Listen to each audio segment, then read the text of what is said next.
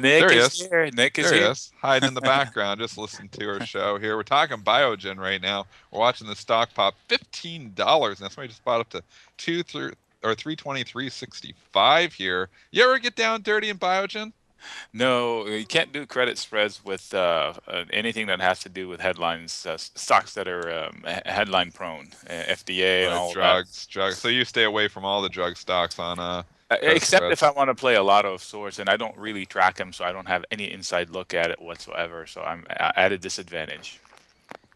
Well, we're getting a really good pop there in Biogen there. So what are you trading here this morning? Did you see that big sell-off in Apple yesterday morning there, Nick? What was your thoughts there?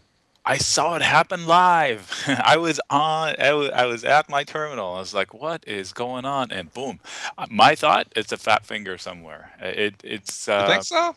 I think Because it so. wasn't usually a fat finger is sudden, where it's like oops, and then It's you see it just happen all in the same second. But this was sustained over a few minutes. It was a minute. It was just 1 minute. But a finger nowadays, in the old days, fat fingers could take a minute, and in fat fingers nowadays, like in the Home Depot instance, all happen in the same millisecond. It's like oops, I accidentally pressed the button to sell 10 million shares, and I didn't mean to do that, and the order's all executed. Yeah, So that's my take on it. That it wasn't that selling pressure began and then started building. I mean, that takes a few minutes to happen. It was just very sudden. I mean, there was some weakness at the open, but the whole market was weak, and then suddenly, bam, to 111. I mean, that is the low on my screen was 111.27 down yeah, from 118 something. So that was pretty quick, and it took the whole market down with it too. it did. But then immediately bounced and got quiet. And if you look at the volume for the rest of the day, most of the volume happened at that moment. The volume for the rest of the day were just tiny compared to what happened on that moment. So either somebody decided, had a bad date with Tim Cook and said, "I'm out, sell Out everything." right now, the next minute, I want out. I'm on out. This guy's on crack or something. I'm not sure what happened, but anyway, it was a single event that somebody either wanted to go out or somebody fat fingered something or put on the wrong digit while executing a big order. I'm not really sure, but I've said on Apple, I mean, it had an incredible run, something like almost 30% in a month or something like that. Yeah. So if you didn't book any profits or protect any profits, then you are mistaken. So here's what I did with Apple. I had an in the money put for December that was severely underwater, and I sold it at the whoosh down for even money, just about even money. It was a gift. Nice. I was like, oh my God, I put out the order out there way above the mark. I asked way too much and they gave it to me anyway. So Don't you I was like, find that, Nick? That So you were sending fishing orders out there. I no, did, but no, that's I mean, that's just a great point that Nick just made, and I think that that comes from years of experience and being in the markets. I mean, a lot of times, like when you see that kind of price action is something, one instinct is like, oh my gosh, I just got to stay away. But if you can, if you had a position on a losing position that you could get out of, if you put things out there, and you might think it's a wild price, you will get done because people are just grabbing for liquidity. So, those kind of situations, you knew what your position was and you were prepared for it. And, if you have a position to get out of, I don't know about initiating positions into moves like that because obviously they can be false moves. But if you have something that, is going against you and you get a gift like that, just throw your order out there because you're people are grabbing for liquidity and you're posting an order and those kind of situations people are just sitting on their hands. it doesn't hurt to ask. That's what I always say. And sometimes it happens, especially in moments like that, when events happen, like some Fed in the minutes release or something like that, and confusion, and somebody will mess up somewhere, and you'll be the beneficiary. So yeah, the Apple story is it ran. The everybody says it, but it's true here. Too far, too fast. I mean, yes, it's a great company. Yes, it has good prospects, but the rise every time it runs against resistance like this. It's happened about 3 times this year. I stay out and I keep saying, I don't know what's going on. It shouldn't be running this fast. Every time it has a whoosh down right after. And it happened like one time it had a 4% down day, I think. And some other time it had a couple of days of red. And here it is. This time it happened. I mean, it's not a disaster, but it was yesterday for whoever had automatic orders that got triggered on that drop. And how is the open interest shaping up for the week? We're only on Tuesday here. Can you glean anything this early in the week? Sure, sure. Glean a lot. Yeah, overnight the bears stepped into Apple. I mean, it's been at resistance. Like yesterday, the resistance was around 119. The open interest was looking like it was gonna pin to 118, but now they stepped in resistance down to 117, even a little bit at 116. So the high open interest is still as 117, 118, but it's not resistive. So the Bears have stepped in with a little confidence after what they saw happen to it yesterday, and I don't blame them. I mean, they shook the Apple longs and scared them. I mean, that was a big scare. So overnight, so I'm not short it, but somebody who has a credit call spread for this week in Apple is breathing a lot better now. Million shares traded at pre-market down 77 cents, and Apple trading down at 114.30. It's squishy between 114 and 117, meaning that it's neutral as far as strength between bears and bulls from the open interest. So 114 is where some support starts surfacing, and the lowest support I see that's significant is 110. So 110 to 114, it should have good support this week. This is based on the overnight open interest. Just want to quickly update. We were talking about Biogen, and Garrett has Hunt down in the news. He's saying CNBC's Meg Terrell is reporting or tweeted out that Biogen is up 5% as their Alzheimer's drug BIIB037 shows promise in PH1B study, and the company outlines the plans to move to phase 3 on that drug. So it is drug news for Biogen that is popping the stock $16 here right now in the pre-market. Wow. Nick, I want to go back into your wheelhouse here, though. We got Priceline getting downgraded by FBR Capital here today, and it is trading down 17 points. What are your thoughts here on this big down move in Priceline? Priceline, when you say, you're correct on the moves, but when you say big sell-off, I heard you say earlier, Dennis, come on. Big sell-off in Priceline is $100 a day. 10, 15, $20, that's just normal movement for it. But that aside, if they punish it hard, I'll be there to do a longer dated credit put spread bullish position on the company itself because it's well managed, it always delivers, it goes through negative sentiment periods, and I usually take advantage of it. I don't have any current positions. I was looking at one about 6 days ago. It was squeezing into a triangle that had promise Yep. that it could go to 1220, but that never happened. And now it's back into another triangle, which could be bearish. So I'm looking at 1125 and what it wants to do there, or 1175 and what it wants to do there, and I'll ride the tide up or down from there. So you're not scared here, the 17 down move. You're looking at 1125 as your number, so it's not concerning to you that's trading 1135 here today. No, I'm not worried about it, but I want to see what it wants to do between 11.25 and through. So where are the next $10 going to be, and then decide. So if it does hit 11.25, then it's in danger to technically, people will come out and say, oh, technically it wants to look at 10.50 or 10.75. And if it does go there, that's great because then I'll go long it under 1,000 by credit put spreads or even selling puts if you have the money to do that. And if it runs up too high, then I'll do the opposite and do credit call spreads higher up. Nick, let's just talk a little bit of timing here. I mean, you come up with your $1,100 stock. You come up with a very specific number, and you come up with 1125.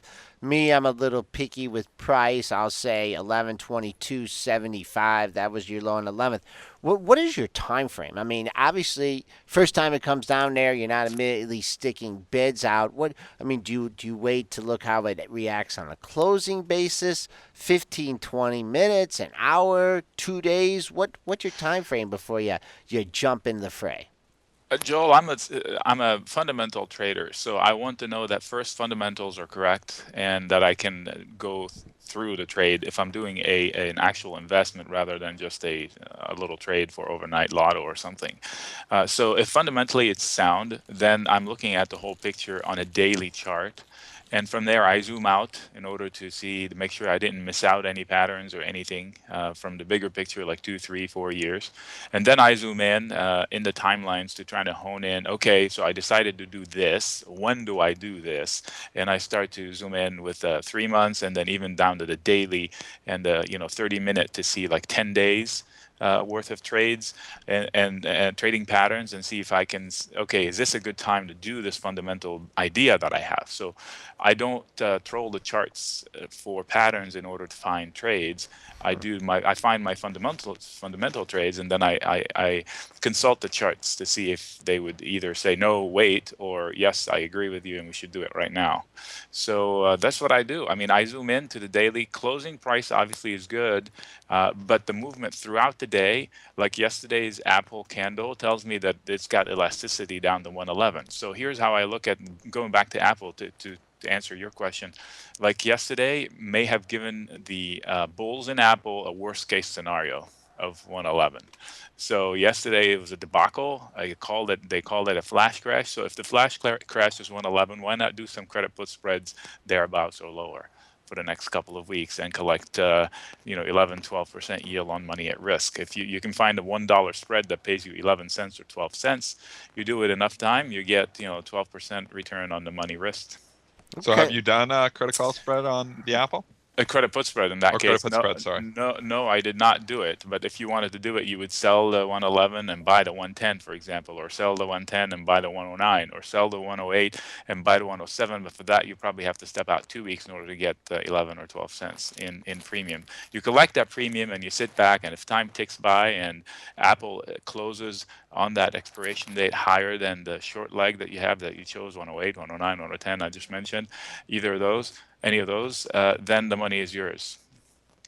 What about commissions when you're going for 11 or 12 cents? Like you're on such a good commission structure that 11 or 12 cents you can enter a trade for that there, Nick? You can. You can still make money. I mean, it depends on what platform you have. If you have somebody that charges you $200 for every Yeah, trade, obviously. then you can't do it. But there are people out there that's like $20 a trade or so. 20 to $30. It's not that bad. I mean, if you're collecting $500 and you pay back 40, people say, "Whoa, that's a lot of money." Yeah, but that's $500 you didn't have. So it's like a small car payment, and it's just an easy way to increase supplement your income somehow if you do it properly and if you do it safely. Okay, let's take a look at a couple of the other Momo stocks here. Twitter had a good day on Friday and just got whacked yesterday with some of the other newer tech stocks here. Coming up on the low, kind of the highs and the lows of the last couple of weeks and the last 2 days here. What are you thinking about Twitter here near the lows in the move? Twitter is at a point, I draw lines on my charts as I go along, and I tend to not erase them because they always come back into play, or often, I should say. So I drew a big fat line of horizontal line across my chart on Twitter, and it's at 39.01 or 2, something like that. It's not a scientific line, but I drew it for a reason. And guess what? Yesterday's close was pretty darn close to that. So it always comes back to this level. This is the level that back in May it fell apart. From that, it gapped down, came down to like 30, and then it bounced around at 30 for a little bit, and then it recovered that level, broke through it, and then a little under it, and then it gapped up, and then it ran up. The gap up was on earnings in July, end of July. And now here we are back to that level. So now the market has to decide, do they want to take it all the way down to 30 again or not? So now it's just getting washed down. You said there were no specific news, right? I heard you say that. So if there's no specific news, then it's just trading with sentiment with the market. Um, right now, it's making lower highs and knocking on a floorboard. Now the question is that floorboard going to break, or is it they're going to bounce off of it to recover the 40, 42 line? And the if you draw a line across the tops of those lower highs, let me see if I can do it right here. It's thereabouts. It's at the battle zone right here, and it should uh, uh, somewhere around 41. It would tell me that okay, maybe they're trying to bounce it back up again. But again, this is a guy that I can't trade big because the one thing that 2014 has told me that momentum stocks cannot maintain their pops longer than 24 hours. Every time they have a big day, they have a bad day right after it. So, but unfortunately, vice versa is not correct. A bad day doesn't mean a good day to follow. So I'll wait to see if they want to break the 39 and try to take it down to 30. If not, I'll do a credit put spread, or actually easier yet, I'll do a call, maybe a deep in the money leap call, and see if that works. And if it doesn't, then I'll sell shorter dated calls against it to put it to work and lower my entry point, while to see if my thesis of a long term successful Twitter stock is working out or not. Interestingly, the first month of trading back in November of last year, the low was 38.80.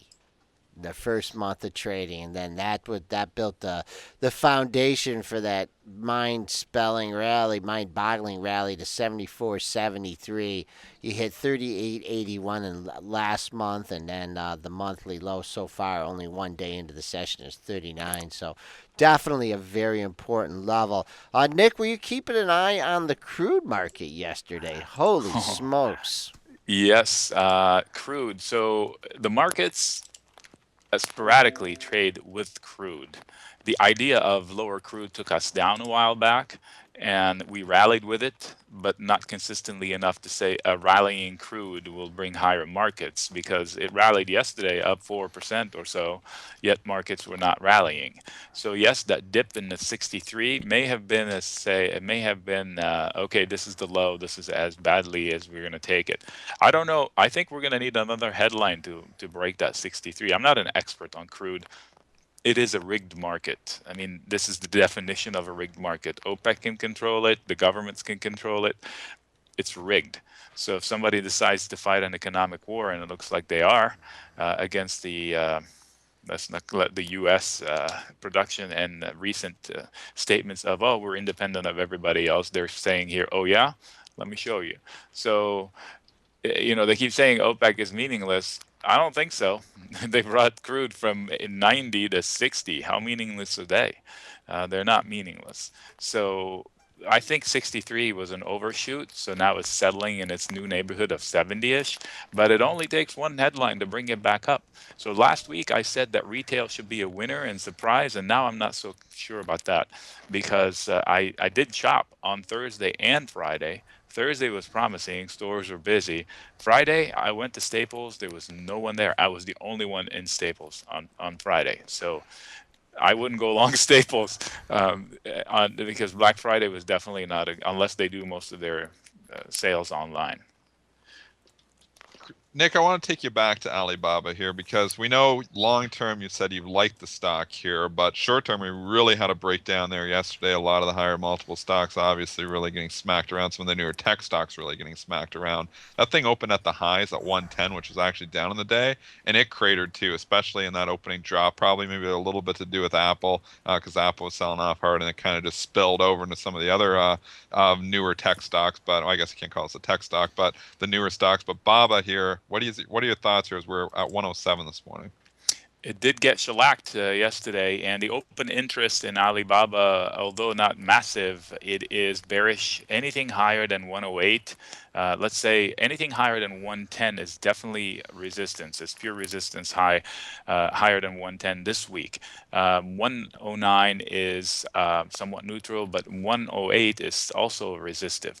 105 should be support, and anything lower is small support. So if it loses 105, it's in danger to creep down, but 105 should hold for Alibaba this week. However, the best way to play it, one of my friends was telling me that he opened on the whoosh down in Alibaba. He did not catch the bottom, but he did open a credit put spread. That's a bullish position in Alibaba for, I think he chose January. I'm not sure. But if you're comfortable owning Alibaba at 100, or if you want to step out to January, and if you're comfortable owning Alibaba, say at 95, you can collect 45 cents a contract for being bullish Alibaba at 95 for January. That's selling the 95 January put and buying the 92.5 behind it to limit your exposure, and you collect 45 cents for that, for every contract. So if you think that it's piddly crap money, 45 cents is brings you a decent yield on money risk. That's probably mental math is almost 20% or so. Or let's call it 15 easy on money risk in 45 days. That's a pretty decent return for being risky at $95. So you're giving yourself another $10, $12 lower from here on Alibaba. So all you need is Alibaba to close over 95 in January. So what's the risk there? The major risk, obviously, if market sentiment turns and the whole market corrects, and obviously Alibaba is going to take it on the chin. But 95 sounds like a pretty decent place to hide. Okay, Nic Chahine, MarketFi maven and author of Create Income with Option Spread. Nick joins the show every Tuesday to discuss the week's options outlook. Nick, thanks for joining us. Have a good trading day. We'll speak to you next week. Thank you very much.